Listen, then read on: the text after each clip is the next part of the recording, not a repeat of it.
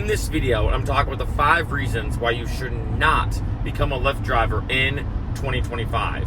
One thing I want to say right in the beginning of this video is I'm going to be ultra pessimistic. Don't get me wrong. I do want to say right in the beginning that there are a lot of advantages to being a Lyft driver, especially in this year, but there's also a lot of disadvantages. We're going to talk about the 5 reasons why you should completely avoid becoming a Lyft driver. Number 1, popularity. Now, some of these things I'm going to talk about relate directly to Lyft. Other ones are more just general ride-sharing stuff. But in this case, I'm talking specifically about how Lyft in general is just not that popular. Now, of course, on a video like this, I can't really talk about Lyft without mentioning Uber. And in case you didn't know, Uber is substantially bigger than Lyft.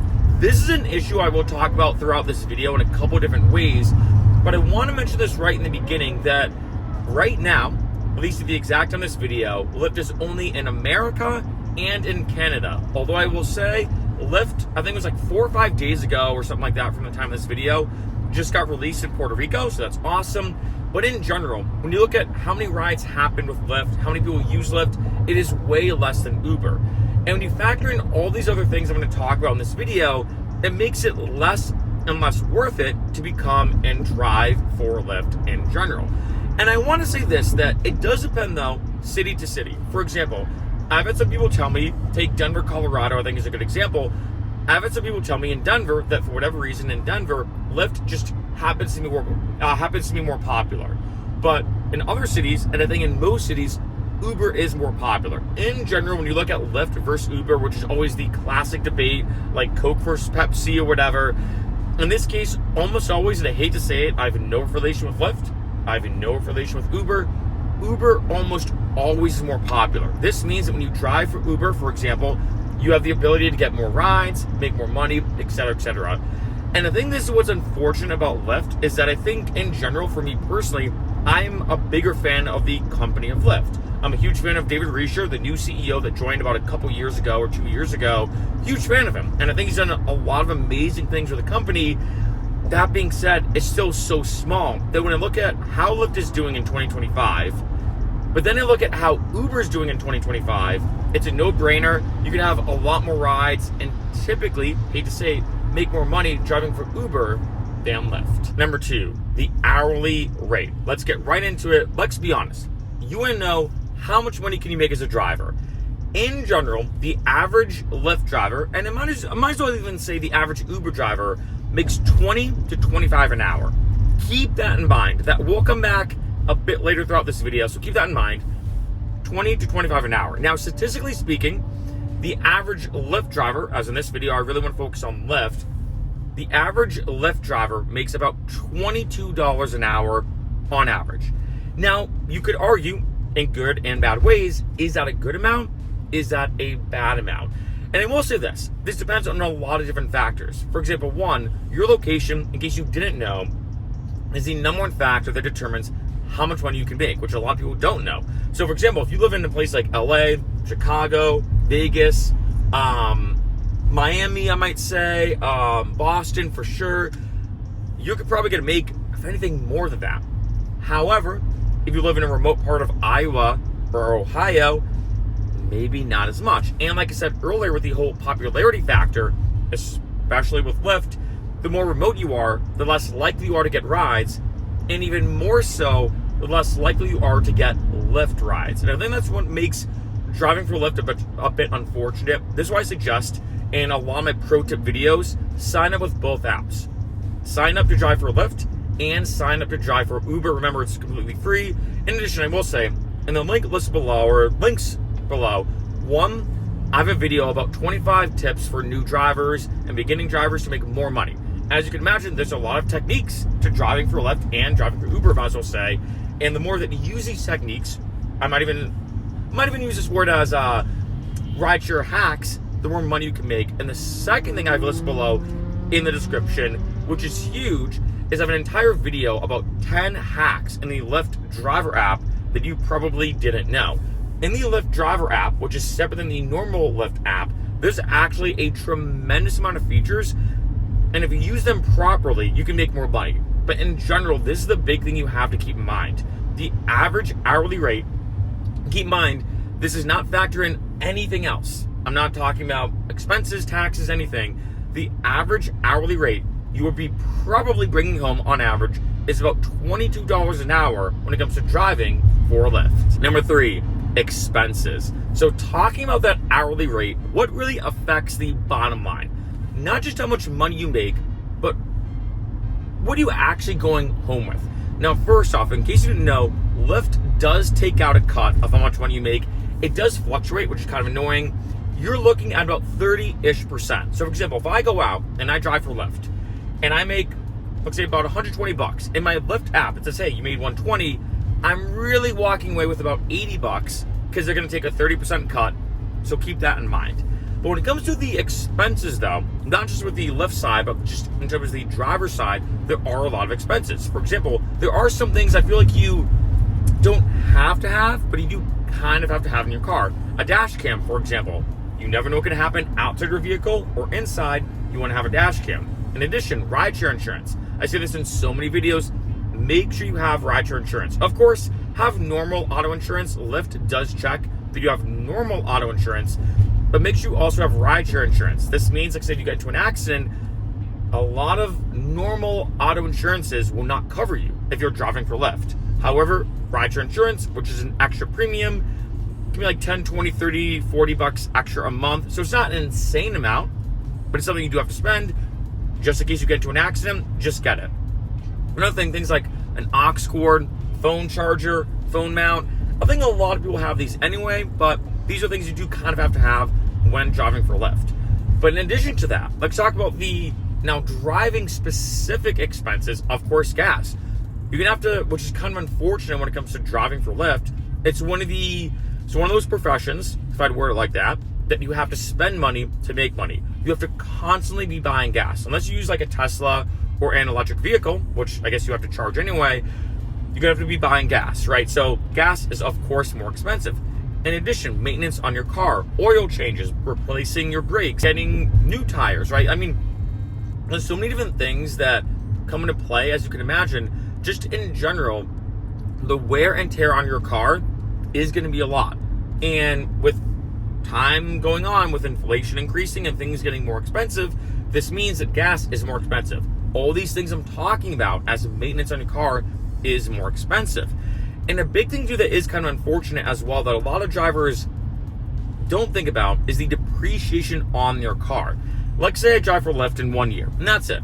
And I drive 10,000 miles for Lyft, meaning those 10,000 miles would not exist on my car had I not driven for Lyft. Well, if you think about it, the value of your car will go down. So if, like say I want to resell my car, those 10,000 miles make it a lot less appealing to people, right? A lot less appealing to people. Another thing is, like say I'm like, you know what? I'm not going to sell my car. I'm just going to drive it until it kind of craps out, so to speak. That's kind of my goal. Well, if you think about it, putting 10,000 miles on your car, it's going to kind of hit the bed, if I were to like the hat, a lot sooner because you drove for Lyft. This can be very unfortunate, I have to be honest, that when it comes to Lyft, yes, you can rent a car, in case you didn't know, and you're looking about spending, on average, about $200 to $300 a week, on average, to rent a car through Lyft. You could get one maybe as cheap as $100 I've seen, but it's kind of rare. I've seen some as expensive as $300 and up. So it does depend on the vehicle, on your credit, on a lot of different factors, and that is something you could consider. Although I will say, you got to really drive full time. If you think about it, you're also in the red, meaning every week you're negative 200, for example. Once you make $200, you've only broken even. That being said, I know some people who love renting a car. I know some people who actually have their own car but still rent one because they don't want to put that depreciation on their vehicle. All this being said, just keep in mind, which is very unfortunate about driving for Lyft, and this were things that first seem appealing. Like, hey, anytime you want, on average, you can make $22 an hour. That's really not bad. If you think about it, that's really not bad given the benefits of being a Lyft driver, like the flexible schedule, et cetera, et cetera.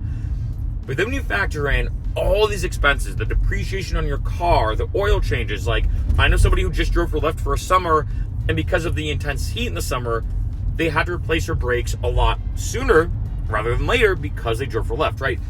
These are things that just happen with being a driver and with putting so much so much beating, if I were to like that, on your vehicle, not to mention the other items that you have to have in your car. There's just a lot of expenses with Lyft, and in general, you pretty much have to spend money in order to make money. Number 4, too many cooks in the kitchen. This is a big one that in this year, in 2025, we're about halfway through the year, almost, at least at the exact time that I'm posting this video. But here's the thing, there are too many cooks in the kitchen. What I mean is, there are right now too many drivers on the road. This has been a big issue that I want to say this, and this is important to understand. Every month, there's more people signing up for Lyft than ever before. Every month, there's more Lyft rides happening than ever before. But in addition, every month, there's more drivers signing up than ever before. But when you look at the rate, or the ratio, I think is maybe a better word, of how many new rides are happening versus how many new drivers are signing up, there's substantially more new drivers signing up compared to just people taking Lyfts. There was actually a huge protest in Seattle at the end of last year. So this was 6 months ago-ish, keep in mind. Huge protest in Seattle with Seattle rideshare drivers saying, hey, we need to stop new drivers. We need to stop new people signing up. We want Lyft and Uber to stop hiring tons of drivers because there's only a finite amount of rides to go around.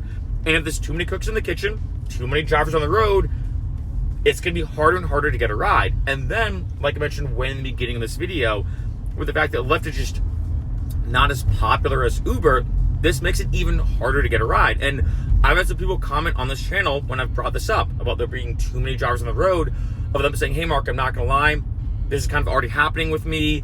I used to be able to drive, get nonstop rides. Like, typically, in case you didn't know, when you drive for Lyft, or Uber, might as well say, they do what's called an overlapping technique. What that means is when you're done with before you're done with your current ride, you accept a new ride. That way you're constantly almost always overlapping. Before you get done with one ride, you accept another one, you always have a next ride in queue, so to speak. But a lot of drivers are now saying, hey, it's not like that anymore. Now it's almost binary. I finish a ride, I wait 5 or 10 minutes, then I get a new one. Finish that ride, wait another few minutes. And this is because there's just too many cooks in the kitchen. And this is one of those things that I think when it comes to this video, in addition to inflation and the expenses I talked about and other stuff, this is one of those things that's very relevant for 2025, especially halfway through this year, is that because of the economy, because things are not going well, a lot of people are saying, shoot, I need a second job. Like my 9 to 5, 40-hour week office job is just not cutting it anymore. I need to put food on the table. I have kids, I have whatever. I have expenses, basically. I have bills to pay. What's a good secondary job? And most people, and understandably so, say, oh, let me drive for Lyft. Let me drive for Uber. All you need is a license and a car, which most people have in a sense. I don't have to have an extra college degree or certification besides just driving. Let me drive for Lyft.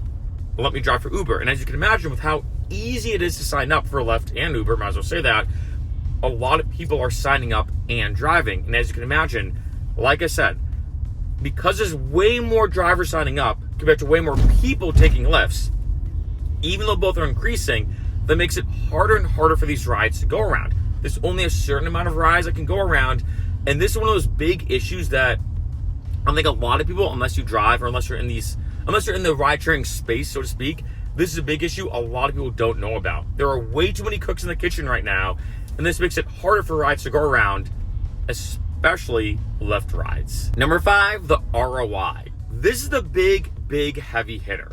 When you look at driving for Lyft in general, you're talking about only making $22 an hour on average. Now let's talk about what I mentioned earlier. On average, $20 to $25 an hour, the average Uber driver and Lyft driver makes, or the average rideshare driver makes. And here's the big kicker, like I said, that I was going to mention earlier, and that is this. When someone asked me 10 years ago, in case you're curious, 10 years ago, I did my first ever ride for Lyft and Uber, 10 years ago, and it was in January of 2015. So actually, over 10 years ago, over a decade ago, January of 2015, and in case you're curious, I drove for Lyft. I signed up with Lyft first, then Uber. And when someone asked me in the beginning of 2015, over a decade ago, how much do you make as an Uber driver and Lyft driver on average? $20 to $25 an hour was my answer. So over a decade later, the answer is still the exact same. Yet, Lyft and Uber, might as well say, because it's kind of hard to make a video like this without inevitably mentioning Uber, Lyft and Uber are taking out a bigger cut than ever before. Like I mentioned, expenses are more expensive now. In addition, all the legal stuff that's going on. I mean, like, if you get into an accident, as you can imagine, that's a huge issue. And statistically speaking, the more that you're on the road, the more likely you are to get into an accident. There's so many kind of uncertainties when it comes to driving for Lyft. God forbid something happens in your car. You know, this is why I suggest having a dash cam. There's a lot of liability. That's the best way to word it. There's a lot of liability with being a rideshare driver. And when you factor in all these things, how much money you're making, which is only about $22 an hour, but it's not just 22, you have to factor in tax accounting. If you've never been an independent contractor, that's a whole other can of worms, hiring a tax accountant, keeping track of your receipts. For rideshare driving, I'll be honest, as a former accountant, I almost stress I'm a former accountant, not your accountant, it isn't that complicated, the taxes for being a Lyft driver, but it is something you still have to keep in mind. It's not like a typical W-2 or not like a typical job. So you do have to be better at financial and, might as well say budgeting, like personal finance, because all that money that you're getting, about 20 to 30%, does depend on your tax bracket, goes to the IRS. And if you've never saved money, that can be a huge rude awakening when tax season rolls around and they say, hey, you owe us $4,000. And you're like, wait, what do you mean I owe money? I get money back. And they're like, no. You're an independent contractor. You're a Lyft driver. You don't get money back because technically you weren't taxed initially on that income. You owe us money. That's a whole other thing. So the ROI, the return on your investment, when you factor in how much money you're making, minus all the expenses, the cut that Lyft is taking, dealing with taxes, having to worry about the liability, spending money basically to make money, the ROI is just super, super, super, super low. And this is why I suggest to a lot of people, you know, I've mentioned this in so many videos, but there's a reason why. It's kind of ironic that when I look at being a Lyft driver, right? When I look at being a Lyft driver, but then I look at other alternatives. Like the classic example I've used in a lot of videos is being an In-N-Out worker, being a fast food worker at In-N-Out, which is like a West Coast chain. It does exist though in like Colorado, Texas, and other areas. The average worker at In-N-Out makes something about 20-ish an hour, give or take. If you think about that, $20 an hour, you don't really have to spend money and make money as an In-N-Out burger flipper, for example. You get benefits, I think, after 90 days of working, even if you're working part-time. Although I will say, you do get some, depending on your state, it does depend state to state and city to city, you do get some benefits being a Lyft driver, but it depends on your area. Lyft does now offer some type of health insurance coverages, but it's very random, very dependent where you live, so that's a whole other can of worms itself. But again, it now gives you benefits. You know, in addition, you get free food. Might as well mention it, and I love In-N-Out. You get free food working at In-N-Out. You don't have to worry about the liability potentially. Like, the worst that happens when driving can be pretty bad. As you can imagine, the worst case scenario of driving can be a pretty bad worst case scenario. Worst that happens at In-N-Out when working, I don't know, you cook someone's burger wrong, you maybe get, you get a burn, right, the liability of In-N-Out is not even close to the liability you have to incur being a Lyft driver. And that's just one example I have. And there are a lot of alternatives to being a Lyft driver. This is why, again, in the description below, I'm giving you a lot of videos. An entire video is a lot of research about different types of gig economy jobs that are similar to Lyft, that give you a flexible schedule, instant cash outs, and more. Again, that video is listed below in the description. That took me, I think it's like an hour-long video, so it's a lengthy video, but there was a lot of research that went into that. And I say this because there are a lot of benefits to being a Lyft driver, but there's a lot of negatives. And when I look at how many negatives there are versus how many positives there are, in general, it's just one of those situations where I'm like, man, the ROI, the return on your investment, with all the sugar honey iced tea you have to deal with as a Lyft driver, not as worth it. And now a bonus point on the flip side, I'm going to talk about the positives. I do want to finish off this video on a very positive, optimistic point. Let me word it that way, because I feel like this video was very pessimistic, and I meant to be that. I meant to be very devil's advocate, giving you all the big negatives, really bashing Lyft and being a Lyft driver. But here is the truth. There are a lot of positives when it comes to becoming a Lyft driver and driving for Lyft. One, of course, the flexible schedule. It's instantaneously flexible, meaning you can turn on the app at no warning to Lyft, drive however much you want, and turn it off at no warning to Lyft. You don't have to spend money to sign up. You don't have to spend money every month. It's not like it's a subscription model. You sign up for free and you can drive for free in a sense, right? In addition, there's no quota. It's not like Lyft says, hey, you have to do 5 rides every month, or else your account gets deactivated. No, you could drive 100 rides in 1 month and then do none the next month. And then the month after that, continue driving, right? It's completely random. And as a side note, in case you're curious, the average driver, I'd say, does about 2 rides an hour. Just a little fun fact, right? Tough to say, between 1 and 3 rides an hour. I'd say average 2. So a quick little side note. But in general, the flexible schedule, right? Second thing, the instant cash outs. This is a big one that I can't think of. I mean, there's definitely some out there, but I can't think of any other industry that's so readily accessible to start working, make money, and instantly cash out. In case you don't know, I could go out, drive for Lyft, make $50, for example, hit cash out, and that money is instantly, and I mean instantly, in my bank account. Not in 1 to 3 business days, like Venmo, for example, when you do a Venmo cash out. No, it is instantly in my bank account. That's pretty crazy, because let's say you wake up, you're like, shoot, I have no money. I have to pay this bill. I have to pay this bill. It's $120. Shoot, what am I going to do? Am I going to borrow money from a friend? No. I go out, I drive for Lyft, make $120, instantly cash it out, boom, I then can pay that bill, right?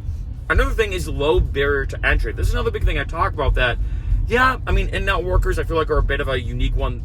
Being actually, side note or fun fact, being an in-and-out worker is actually pretty competitive because of how good of a gig it is. But if you think about it, to be able to go out and make $22 an hour, I have an accounting degree, like I mentioned before, and most of you know. I have an accounting degree. And what's so crazy to me, and the definition of irony, is that I've seen some postings online, job listings, saying, hey, you need an accounting degree for this. You need a bachelor's degree in accounting from an accredited university, and your starting salary is $22 an hour. So I'm like, wait a minute, I can just spend all this money going to school for 4 years, grueling exams, studying, all this kind of stuff, to make $22 an hour, or I can just become a Lyft driver and make the exact same amount.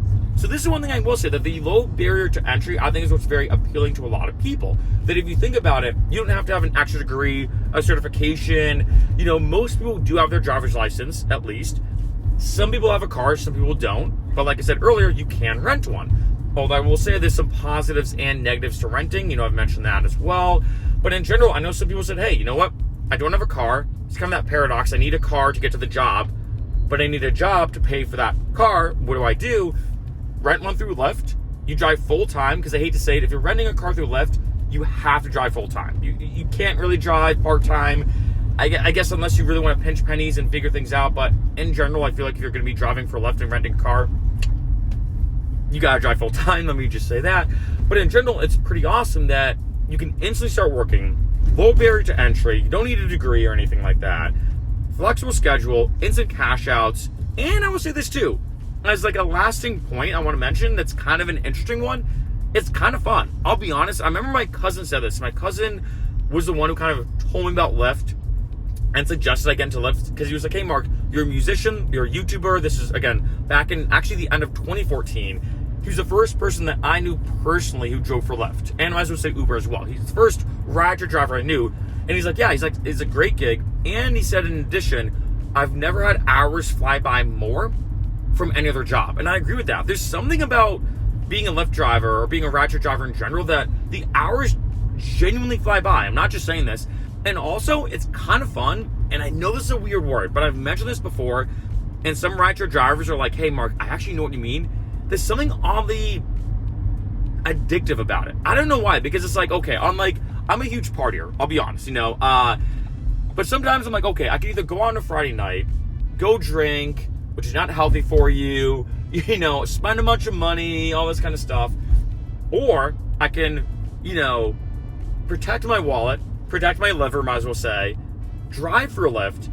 And there's something about this kind of addicting where I can make money at any time. So rather than staying in on a Friday night even and watching Netflix, I can go out, make money, make a good amount of money, right? Especially, as we all know, the peak hours, which I've not really talked about Lyft and Uber pro tips on this video, but as you can imagine, the peak hours are morning and evening commutes, Friday and Saturday nights. peak hours, the best times where you can make the most amount of money driving, I can do that and walk away with not spending money, not damaging my liver, and have money in my pocket. And there's something oddly addictive about that. I know it sounds weird, but there's something that's in general fun about being a driver. Again, I'm not just making that up. No affiliation here with Lyft, no affiliation with Uber, might as well say, or any other ride-sharing company, but there's something that's oddly addictive about being a driver. And so although in this video, I know I bashed Lyft pretty hard, and I was honest, I wasn't really exaggerating anything. I was just telling you the harsh truth about the negatives of being a Lyft driver. There are a lot of positives as well. And that's why at the end of the day, I think this is one of those things you have to look at, depending on your schedule, depending on who you are, you have to really ask yourself, with everything I considered, is being a Lyft driver worth it or not? And when I say to a lot of people in the beginning, is I suggest if you can, if you have the ability to drive part-time, if you have a car and everything, you could sign up for free. Like I said, there's no quota, there's nothing like that. Sign up and drive part-time. Because if you drive part-time, that's a good way for you to test the waters. So maybe in your area, you make more money than you think. Maybe your average is close to $25 or $30 an hour. Maybe it's not. Maybe given your schedule, you can actually drive during good hours and you can make a lot of money. Maybe you can't. It really depends. But at the end of the day, there are some people I've met who love driving for Lyft. And it has genuinely changed their lives because of how much they love driving for Lyft, and they love it more than anything. There's other people I've met who tried it out, and hate Lyft and say, hey, I will never drive for Lyft ever again. I'll never be a rideshare driver ever again. This is horrible. But at the end of the day, because it can either really help you out or hurt you, you might as well try.